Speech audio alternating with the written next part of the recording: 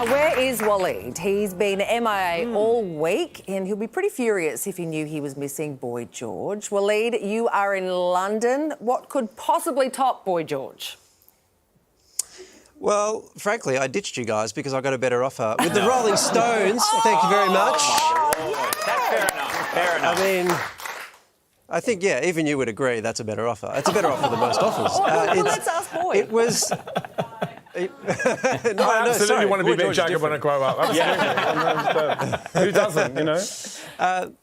No, honestly, guys, it was an extraordinary experience. They are releasing a new album of original music. They haven't done this for 18 years. They're very hardworking, done a lot of touring, etc.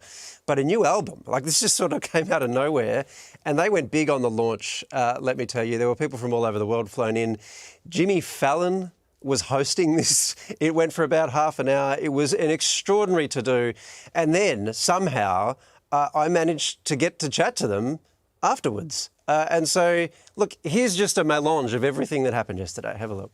Mick Jagger, Keith Richards, and Ronnie Wood, the Rolling Stones.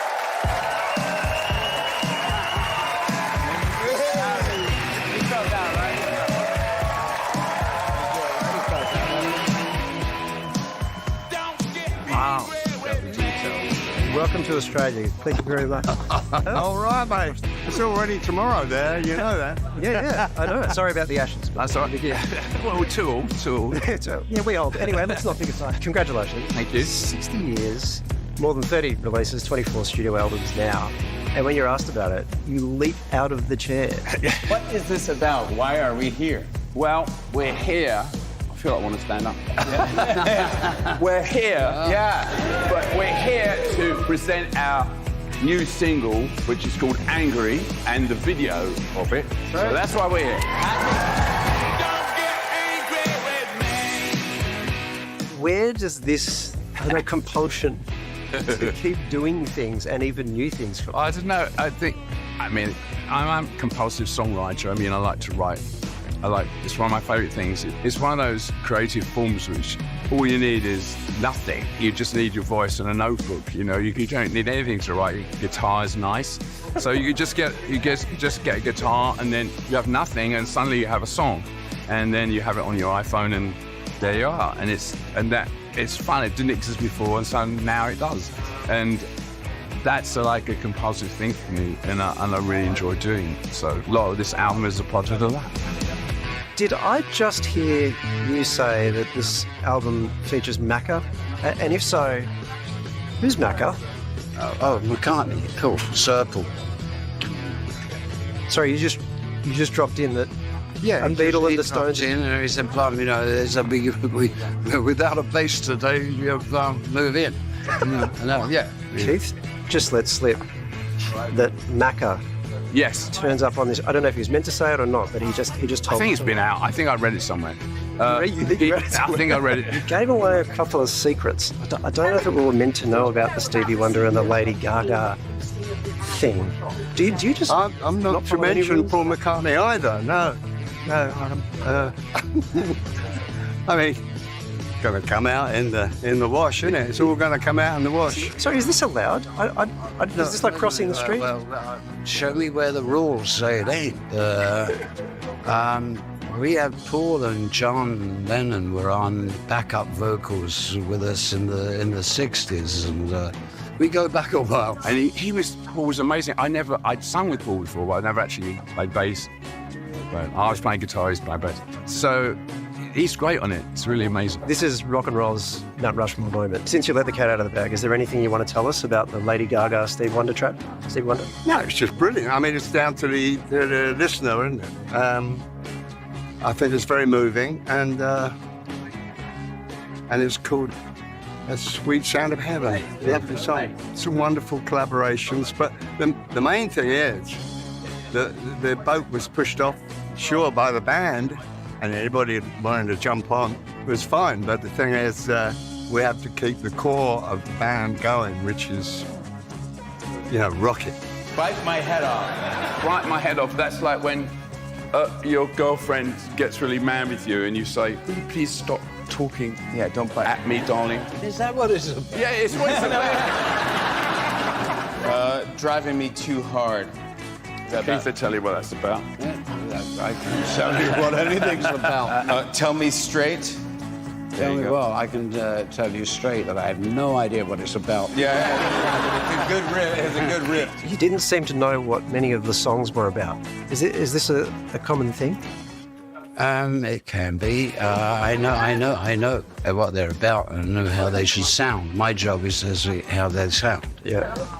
I mean, the rest of it is they say whatever you want. If it's fair to say that the Stones was a lot about sex, drugs and rock and roll, Yeah. what are the three things it's about now?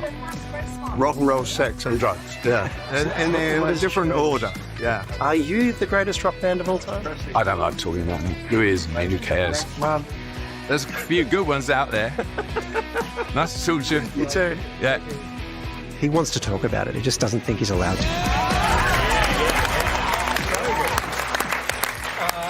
Waleed, that was awesome. Was that a scoop, like a genuine scoop, the McCartney bit? Look, put it this way, he was not meant to mention it. Jimmy Fallon didn't talk about it because he wasn't allowed to. And then in that interview that they did, Ronnie just starts to, oh, Stevie Wonder's great on it, and Lady Gaga's great. It's like, hang on, whoa, and they just moved on. And then all of a sudden, the Rolling, basically, if you're an investigative journalist, just hang out with the Rolling Stones because they don't obey any rules and they will tell you all the things they're not meant to tell you. And so it was great. It just suddenly, it was like, all right, let's talk about the fact that Paul McCartney came and played bass for the Rolling Stones. It just blew me away that happened. It really, really did. Waleed, the Beatles or the Stones? Come on. Which one? Well, I mean, so this is an unfair question because obviously I've just interviewed the Rolling Stones and one day I might interview Paul McCartney and if I say something now, I mean, I'm going to be screwed then.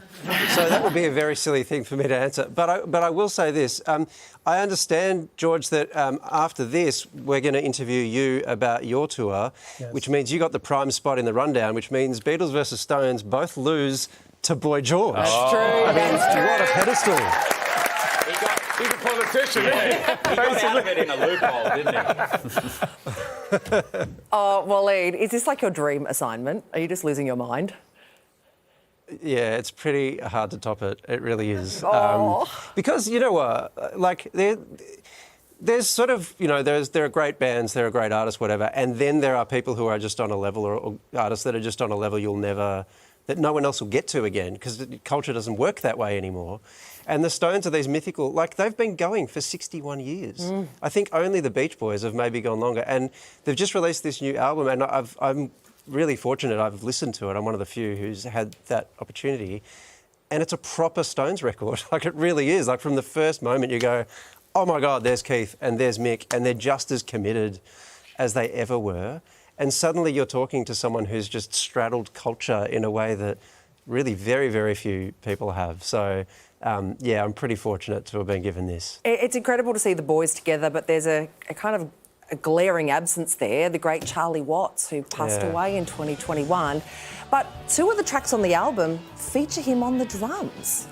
What did the band It's amazing, yeah. say about that? So so this was an album they were actually thinking about doing from about 2017, and they recorded a couple of these songs in 2019.